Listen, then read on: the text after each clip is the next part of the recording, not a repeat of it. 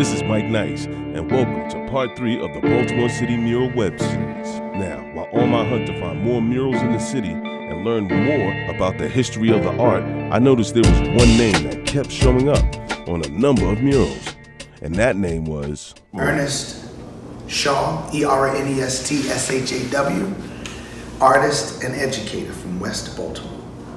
So after weeks of emails, texts, and phone calls, I was finally able to connect with Mr. Ernest Shaw. And my first question was, when did you first know that you had this amazing talent and would become an artist? I have to say that decision was made in elementary school. Again, that experience in that GATE program, I was around fellow students. And the type of education we received education in theater, music. I was also in the band. I was a drummer. Visual art, foreign language, rigorous. If I may use the word rigorous, I'm not really a fan of that word anymore. But a rigorous educational experience academically. So it was at that time. It was clear to me I was going to, if I didn't play for the Dallas Cowboys, I was going to be an artist in some way, shape, or form. With so many murals in the city and around the world, I wondered, did Mr. Shaw remember painting his first mural? In 1999, Gary Cacciadorian of the Mayor's Advisory Committee on Art and Culture, that's what it was called at the time, maybe about a decade and a half ago, it merged with Baltimore Office of Promotion and Yards, but it used to be the Mayor's Advisory Committee on Art and Culture. He reached out to me and asked me if I was interested in painting a mural. And of course I was. It was my first one. We used scaffolding or brushwork. It was a little intimidating because I am afraid of heights, contrary to popular belief. And it was on Hollins and Calverton in the Boyd Booth, Southwest Baltimore community.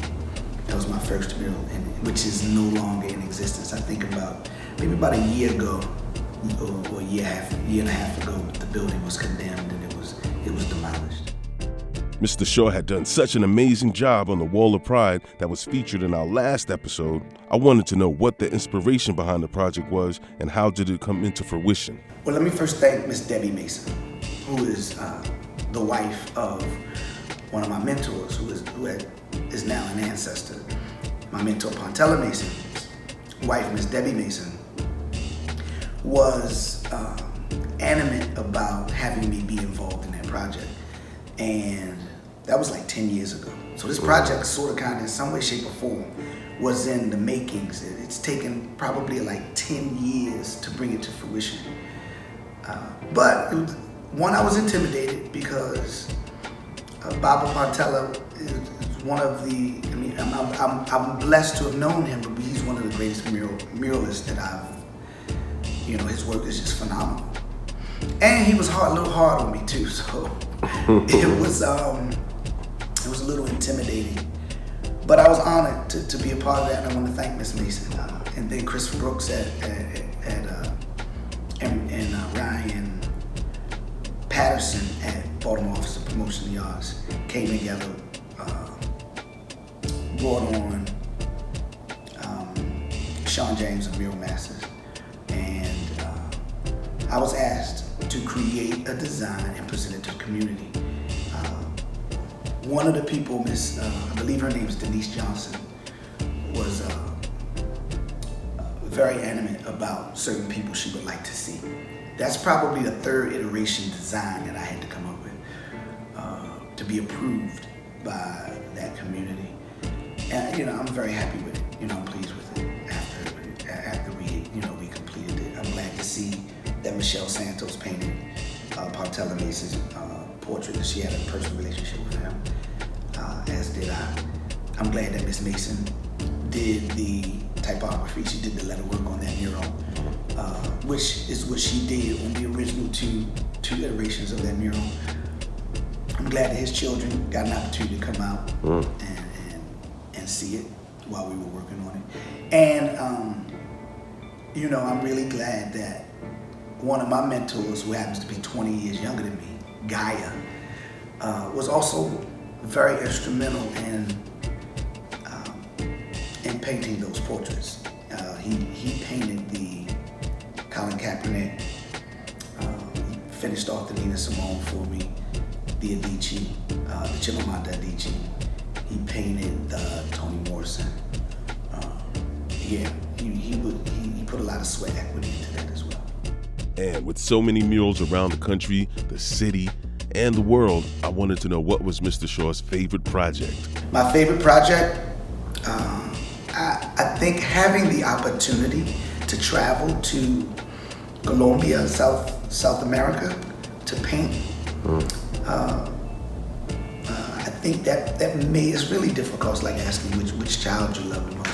But I would have to say that project, because of the travel and the lived experience in Cali, Colombia, I really felt like that city is very similar to Baltimore.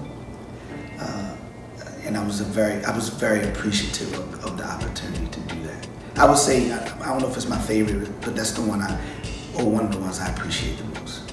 And while driving around on my mural search in the city, I noticed there was this one mural that took up 2 walls on different sides of the street, and it paid homage to the late, great Elijah Cummings. I wanted to know what the inspiration behind that mural was.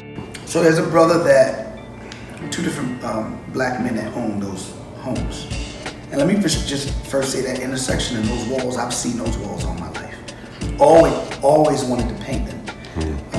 And to my knowledge, this is the 3rd iteration of murals that's blessed that wall. It may be 4, but I think it's not. I definitely know 3.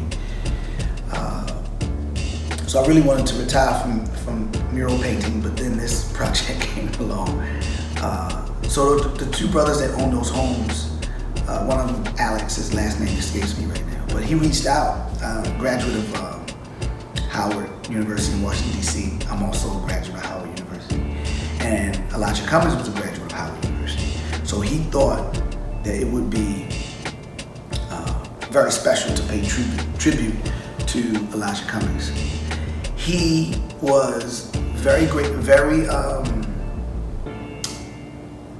open to having community input on the design. So what he did was contacted Bolton Hill Community Association, and we had a few meetings with them relative to what they would like to see on the wall. We did the best we could to accommodate that. But it is relative to a unity theme, which I think is important considering the current climate, that political and social climate that we have now. But yeah, very grateful to that brother.